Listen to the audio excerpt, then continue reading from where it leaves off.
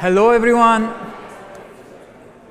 Thank you for being here today. I'm pretty much excited to have this session with you. I know we are almost at the end of the events, so thank you for bearing with us.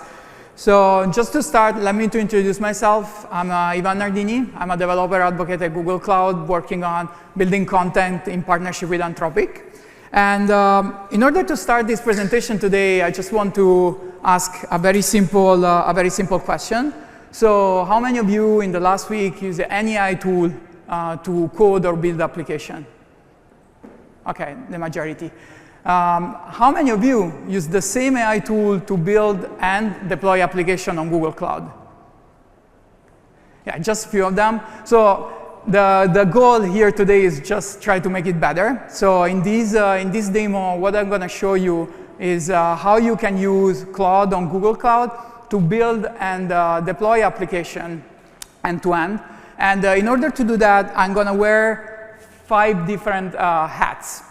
And we will start from, imagine the use case, right? Imagine the scenario. You are in an enterprise context. In an enterprise context, you probably have a team like the one that we are visualizing here that it's engaged to build a new feature or a new product.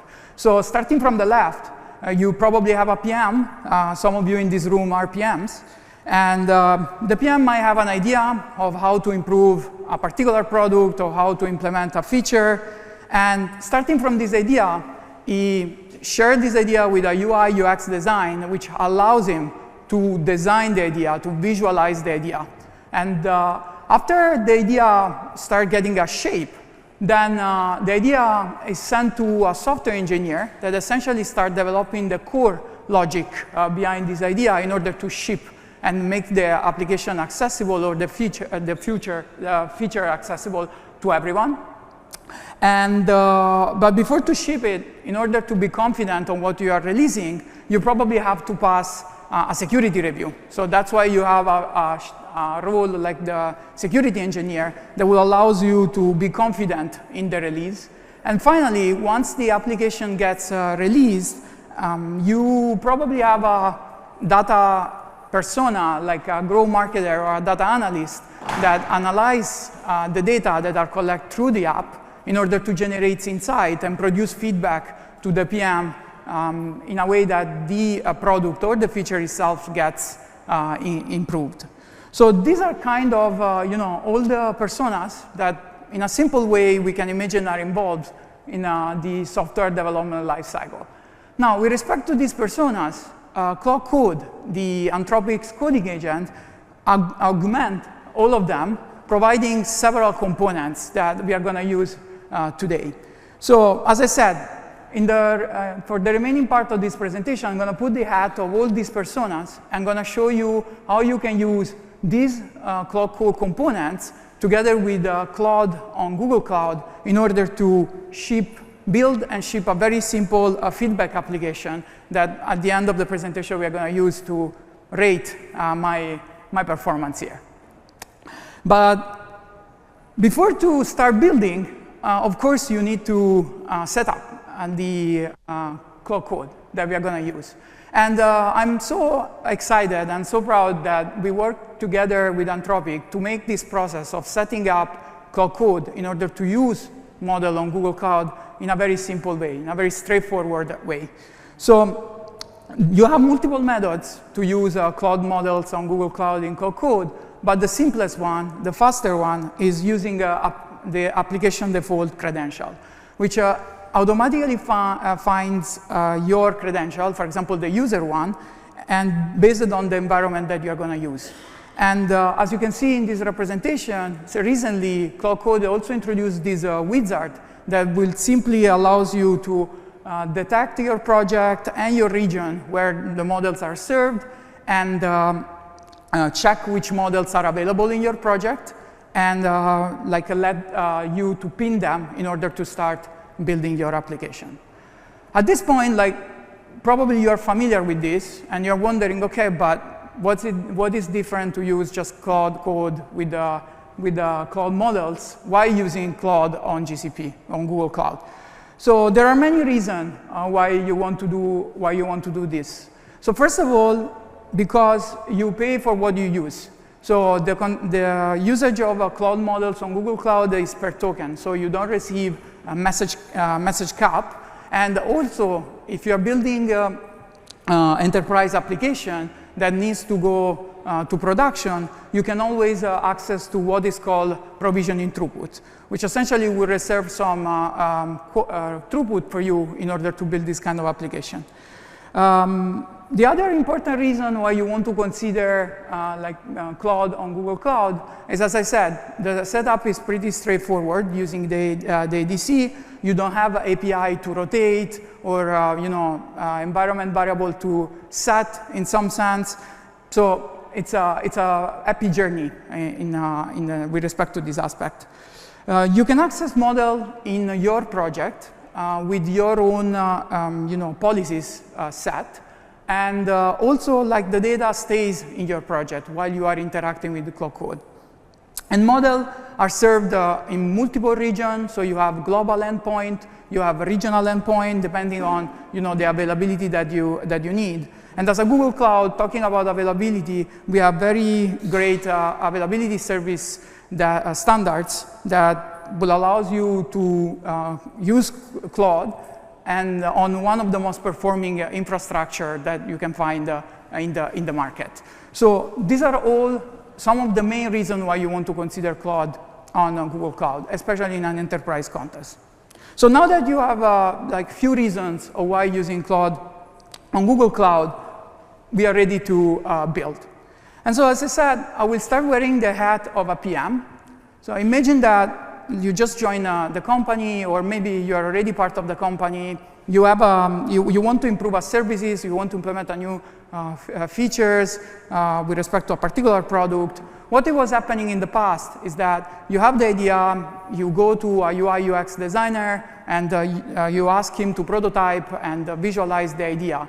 Now with the Claude and Claude Code, what you can do is just drawing a picture like the one that you see here while you're drinking a coffee maybe in San Francisco, and then let Claude implementing the idea for you. So let's see this in action. So this is the Code UI, you will probably be familiar with that, and you are familiar with the Claude MD, which is essentially gives some instruction. Here we just say that we are a PM, we want to have, starting from the picture, we want to render a prototype of the app, the wireframe, that we are going to then use and pass to the UX designer. And in few minutes, you can see how Claude was capable of rendering it, and just starting from a very simple picture or drawing that you did while you were drinking your coffee. So pretty straightforward. But imagine how much time you save in doing this, because compared to what you were doing in the past with the back and forth in order to get this first prototype of your idea. Okay, so at this point, the PM gives creates a prototypes and pass these prototypes to the UI UX developer. And at this point, he needs to implement a more solid interface in order to use it in production. So in this particular use case, what we want to create, it's at least 3 pages, from the landing to the thanking message, message page, and a dashboard that will allow me to show you in real time what can be the feedback that I will receive from the room. So in this case, there are many ways you can implement this, but in this case, I want to use an additional capabilities of Claude Code, which is the plan mode. So with the plan mode, what we do, we put Claude in a mode where it thinks it thinks and propose what it's going to do before to implement any code. And this is very important because it gives me a degree of freedom of deciding to change something based according to my preference or according to some standard that probably I will get access through an MCP server using Figma, for example. So now that we have in mind what we are going to build, let's see this in action as well. So we started from the wireframe from the PM, similar prompt. I enabled the plan mode. And so as you can see, compared to before, in this case, I'm simulating receiving some instruction from Figma using a design doc. But as you can see, compared to before, it creates a plan of what it's going to do with respect to all the components that are defined in the slide. We look at them, we are happy, we accept, and Code will implement all of them. And at the end, what we get is this optimized version. So as you can see, we start from here, and we get this. Very, very straightforward. But you can see how we are shifting from a prototype to something that can be used in this session in a very simple way. OK, so this is the part that probably every of you in this room, like you do every day, right? Let's wear the third hat, which is the one of the software engineer. And the software engineer, he received this front end, like all the components that I was sharing you before. And maybe he doesn't know anything, as probably some of you in this room, he doesn't know how to deploy this application on Google Cloud, right? So how you can do that? How you can, have this a clear picture of what are the components on Google Cloud that you need to use in order to deploy a very simple application like the one that I show you today. Luckily, it's not a problem because as a Google Cloud, we invest a lot of time to integrate with this large byte coding ecosystem that now is growing around models.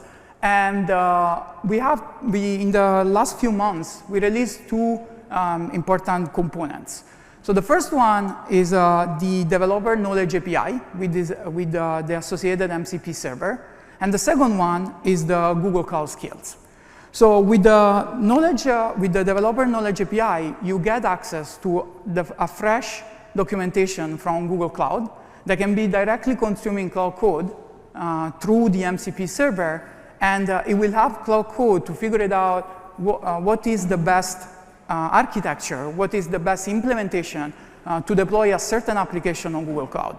This is very important because, again, what we are saying here is that you don't need to know like how to deploy an application on Google Cloud.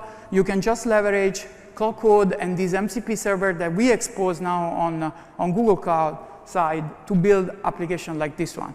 So in this case, probably what we are going to do is that we are going to deploy the feedback API on a serverless function like a Cloud Run.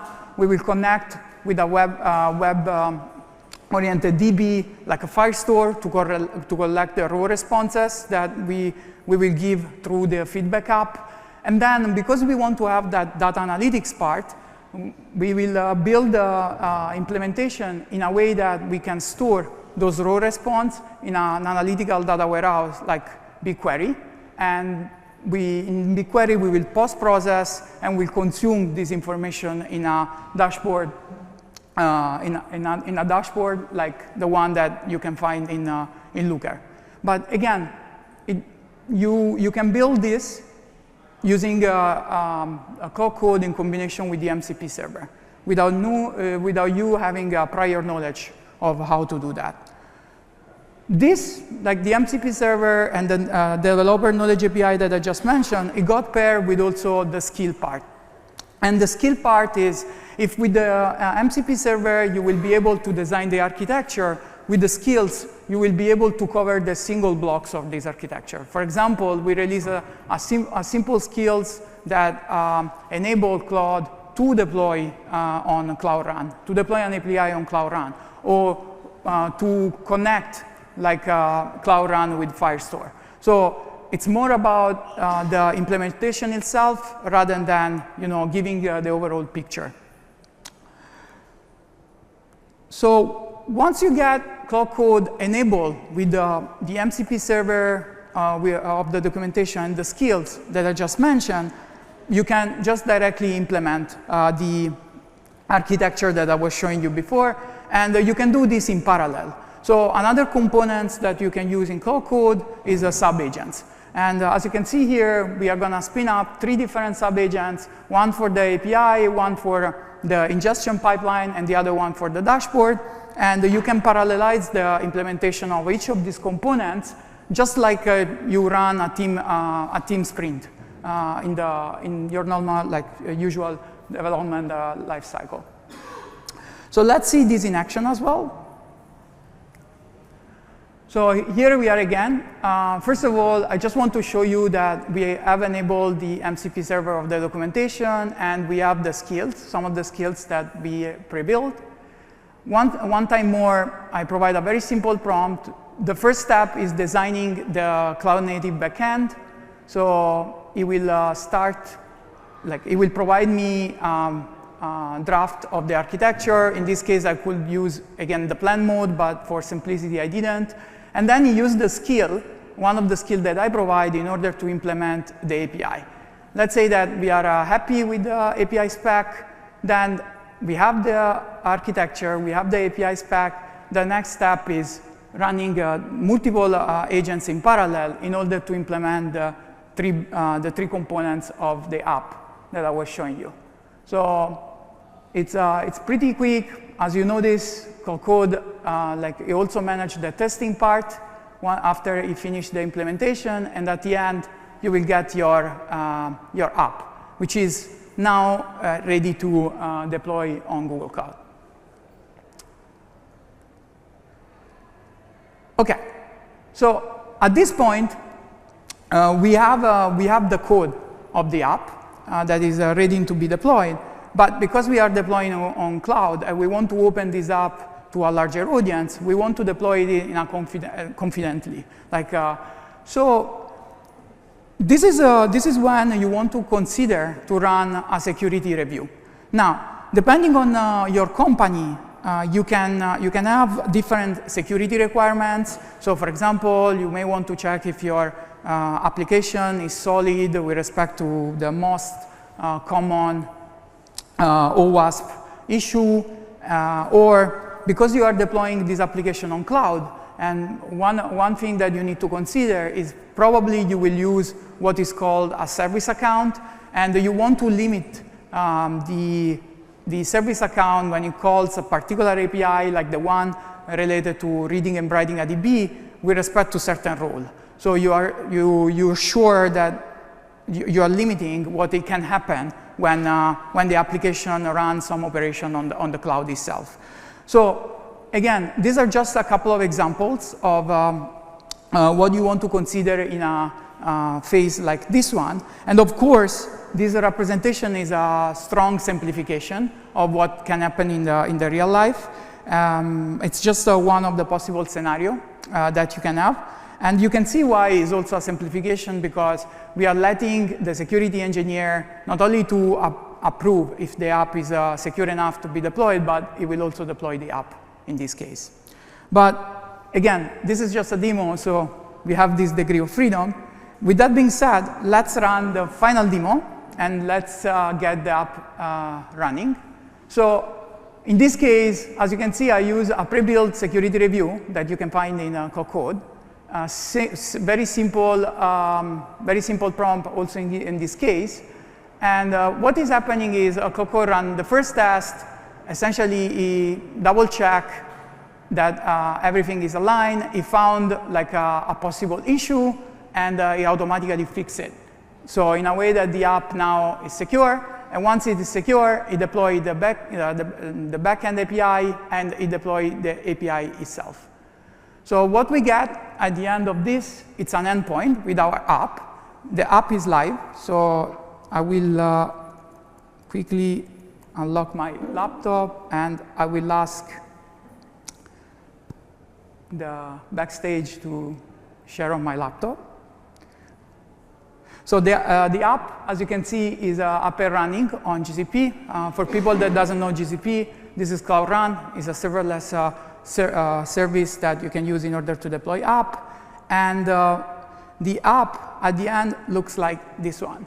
So if you remember, I show you the original, I show you the feedback frame at the beginning. So what we can do now live, I can just give me a score. What do you think the session is going so far?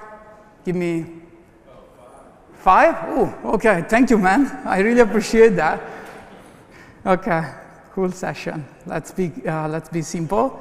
I submit, and then in real time, it updates the number of response, the score, and the visualization. And also, just for fun, I build a feedback analyzer. So once I click this, it will run. It will call Claude on Google Cloud, and based on the feedback and the comments that you send, it will generate this summary. So pretty straightforward.